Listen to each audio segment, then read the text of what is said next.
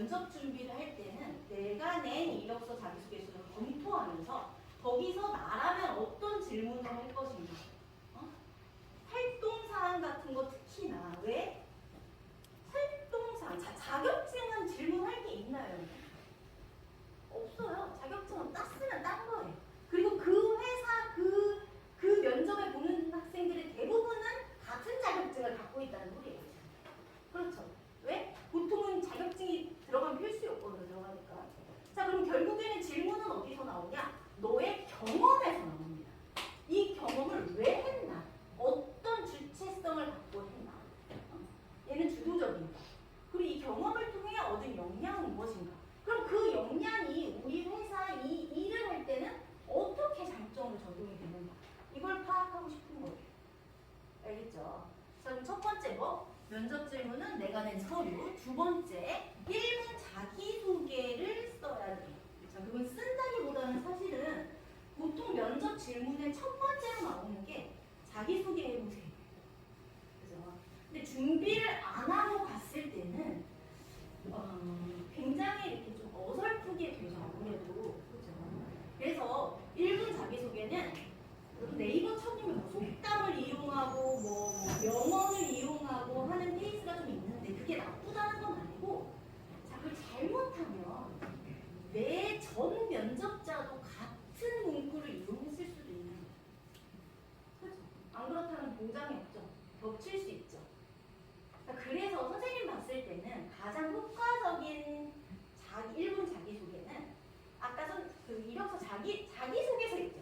자기소개서에서 내 장점 키워드를 뽑아서 그 단어 3가지를 놓고 내 1분 자기소개서를 만드는 게 가장 좋습니다. 자, 그 장점 키워드는 항상 지식과 기술. 내가 지원하는 직무 분야에 대한 지식과 기술. 두 번째, 태도. 마인드라고 하는 어떤 태도. 세 번째, 의사소통 능력. 이 3개의 키워드로 장점 키워드를 잡아서 1분 자기소개를 준비하면 됩니다. 그런데 세부적으로는 사실 이력서 첨삭도 그렇고 면접 준비도 그렇고 좀 개인적으로 와서 상담하면서 좀 진행을 하는 게 더 좋을 것 같긴 해요.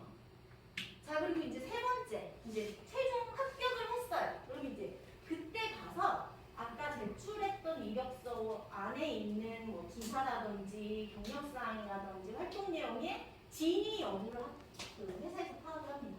근데 그 범위가 사실 여러분들 활동까지는 안 해요. 자, 이력서 안에 성적 있죠. 수치로 나타나는 거. 성적, 자격증, 보통은 어학 성적까지는 증명을 내는데 여러분들이 동아리하고 아르바이트하고 이런 경험을 다 증빙을 요구하지 않습니다.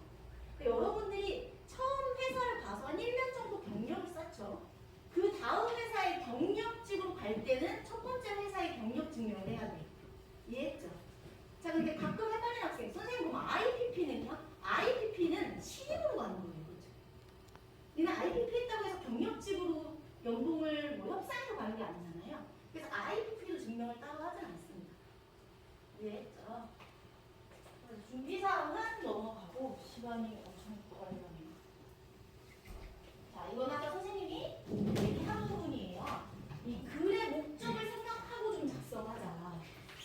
선생님이 약간 답답한 게 이력서 자기소개서라고 정말 말 그대로 그냥 막 적는데 그게 아니라 그 문서의 목적은, 자, 이 회사가 적합한 인재를 찾기 위해서, 자, 무슨 소리냐?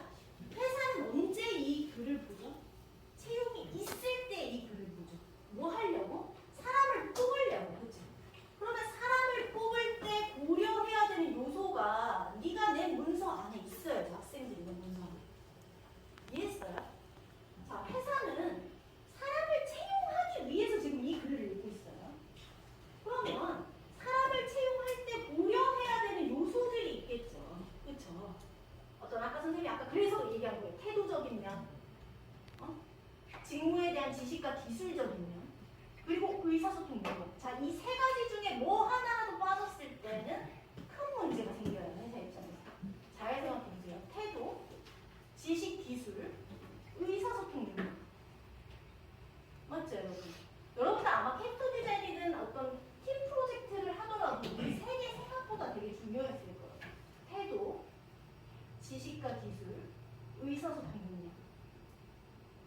회사는 이 세 가지를 이걸 KSA라고 하는데 여러분 NCS 많이 들어봤죠? 여러분 공기업 블라인드 채용이라고. 그게 이제 직무 능력의 표준. 자, 그 일을 할 때 꼭 필요한 것만 보겠다가 NCS의 핵심이에요. 일에 대한 것만 평가를 하겠다. 그 외에 나머지 것들은 평가하지 않겠다가 NCS의 핵심인데 그 핵심의 기술, 가장 핵심이 이거 KSA. 지식과 기술, 태도. 거기 플러스 사실은 의사소통 능력이에요. 이해했죠? 이 세 가지를 안 보는 회사는 아예 없습니다. 자, 그러면 뭐냐? 얘네가 읽기 좋게 내가 지원서에 써준 거예요. 나는 이런 태도를 가지고 있고, 나는 전공을 하면서 아니면 IBP를 경험하면서 이런 기술을 쌓아왔고, 그리고 나는 팀 프로젝트를 하면서 이런 의사소통 능력을 키워왔다. 이렇게 핵심적인 거를 아주 간결하게 전달을 해주면 걔네가 평가하기가 쉬워지죠. 뭔지 알겠어요? 자소서도 여러분 방법이 다 있어요. 막 주저리 쓰는 게 아니라 진짜 쉬운 두 가지 표현 있죠. 얘네가 평가하기 쉽게 맨 앞에다가 읽고자 하는 문장을 써주는 거예요. 나는 이런 태도를 가지고 있어. 나는 의사소통을 할 때 이런 게 강점이야. 나는 여태까지 전공과 어떤 경험을 하면서 이런 지식까지 지금 쌓아왔어. 얘네가 평가해야 되는 요소를 맨 앞줄에.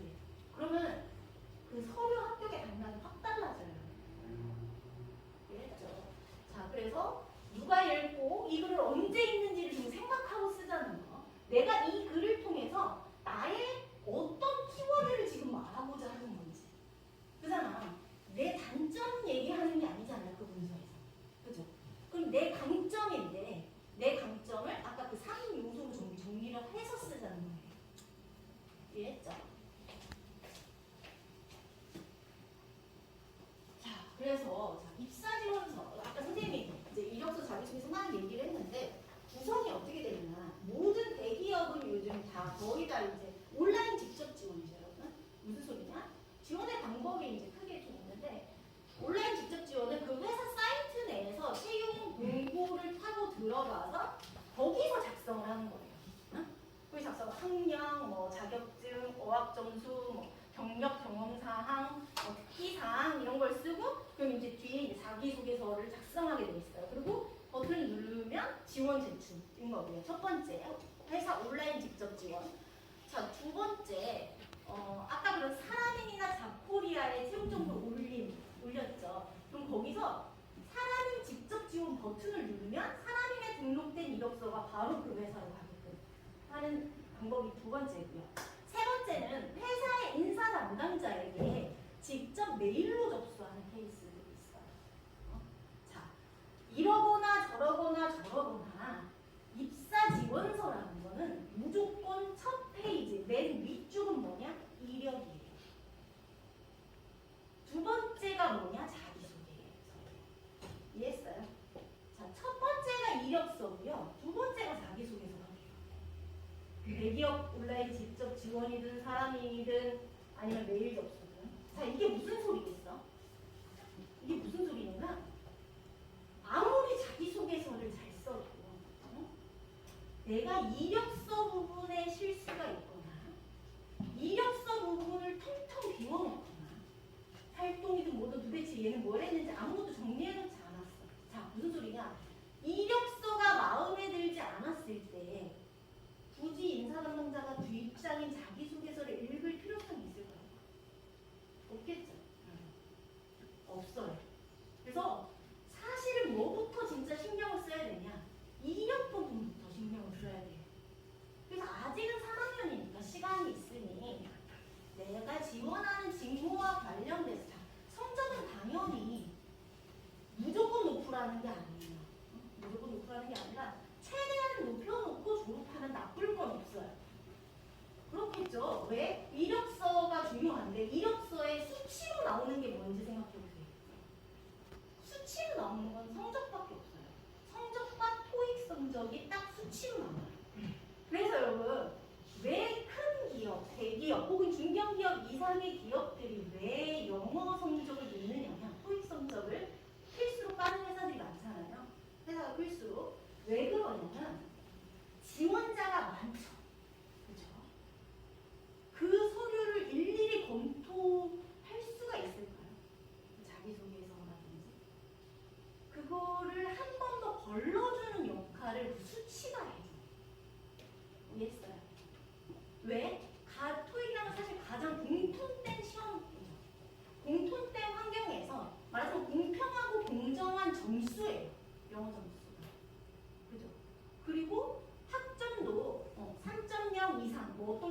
3.5 이상이면 괜찮다라고 어느 정도 선을 두는 거예요. 왜? 한번 거르기 위해. 그럼 아직 기회가 있으면 최대한 돌려놓는 게 사실은 나한테 도움이 된다는 거. 그렇다고 무조건 4학년 중에 4학년인데 선생님 지금 없어요. 난 저 평점수도 없고 학점도 낮아요. 그러면 취업 못하나요? 그건 아니에요. 방금 얘기한 건 대기업 어떤 그 선을 필수 조건으로 건대고요. 기회는 많아요. 특히나 환경화공은 우리나라의 기업의 80%가 제조업이죠. 다 들어갈 수 있어요. 일자리가 굉장히 많다는 얘기. 자, 그래서 이력서부터 우리가 신경을 써야 되고 그 수치로 들어가는 거 밑에 내가 수치는 바꿀 수가 없어요. 예를 들어. 근데 밑에 자격증도 뭐 지금 준비 아마 하고 있겠죠. 왜냐면 기사 시험을 보더라도 졸업 후에 할 생각을 하지 말고 4학년 1학기 첫 시험 기사 1회가 아마 2월이 필기일 거예요. 그거부터 도전을 해봐야겠죠. 그래야지 졸업전에 아마 출입이 가능할 거고. 자, 그런 기사 그것도 어쩔 수 없어요. 내가 만약 못 땄어. 학점도 어쩔 수 없어. 변동이 안 돼. 토익도 나는 못해. 나는 죽어도 영어를 못하겠어. 자, 그럼 뭘 바꿀 수 있어? 나의 활동 내용을 바꿀 수 있죠. 단기 현장 실습이든 IPP든 아니면 다른 체험형 인턴을 내가 개인적으로 신청하든 아니면 국가별로 외부적으로 국가별로 신청하든 아니면 뭐 학과 옴니버스 뭐 실험실 아니면 캡스톤 디자인 뭐라도 찾아서 활동을 한 학생과 그 부분이 잘 비어있는 학생은 이미 평가가 완전히 달라요. 왜? 여러분 같으면 이력서가 텅 비어있는데 굳이 뒷장을 읽을 필요가 있을까요? 뒷장에 자기 단점을 쓰는 학생이 있을까요? 없죠. 그래서 합격의 기준은 어디냐? 사실은 이력서 앞장이다. 그거부터 지금 채운 게 없으면 그거를 좀 의식하고 채우고 지금 4학년 학생이라면 그럼 내가 했던 것 중에 혹시 내가 스쳐 흘려보냈던 활동이 뭐가 있는지 쓰세요. 그리고 선생님이 얘기해주고 싶은 게 있는데 여기 선생님 빨간색으로 방금 다른 거는 개인적으로 선생님 상담하면서 얘기해 줄 건데 여기 빨간색으로 선생님 별표 표시해 놓은 거 있어요. 학생이 헷갈려. 선생님한테 가장 많은 질문이 들어온 게 뭐냐면 4학년 2학기 때문에 선생님 저는 아무것도 안 했어요. 아까 얘기했다시피 어학도 없고 기사도 없어요. 근데 전공 살려 추억은 하고 싶어요. 응? 자, 근데 그쪽 관련한 활동은 아무것도 없고 저는 사실 4년 내내 집안이 어려워서 아르바이트만 했어요. 근데 그 아르바이트도 직무 연관성은 없어요. 서비스잖아요, 보통 아르바이트는. 그런 것만 했어. 그러면 저는 이력서가 텅 비어야 되잖아요. 그렇게 하는데 자, 꾸며내서 거짓으로 쓸 수는 없어요. 하지만 그렇다고 저 활동 내용에 아무것도 안 써버리면 곤란해요. 자, 아르바이트라도 써야 돼요. 왜? 회사는 직무 적합성도 평가하지만 조직 적합성도 평가해요. 아르바이트는 직무 적합성을 평가하는 요소로 쓸 수는 없겠죠. 서비스직 알바하는 게. 그죠? 하지만 뭐야? 아르바이트도 나름의 목표를 가지고 조직이 같이 힘을 합한 경험이에요. 이해했어요? 자신의 몫을 해야 되는 경험이에요. 그래서 아르바이트 사례는 뭐냐? 조직 적합성을 평가하는 좋은 사례가 됩니다. 아무것도 안 쓰는 것보다는 뭐라도 쓰는 게 낫다는 거예요. 그리고 이력서는 20살 이후, 대학 입학 이후의 활동만 쓰세요. 여기에 중고등학교 때 땄던 자격증이나 그때의 활동을 쓰는 건 아닙니다. 알겠죠? 네, 여기까지 얘기하고 5분밖에 시간이 안 남았네요. 요즘 이 뒤에 어떤 설명회가 또 있다고 해서 뭐 질문하고 뭐 이런 거 봐도 잠깐이라도 애들 궁금한 거 네네네. 그게 좋을 것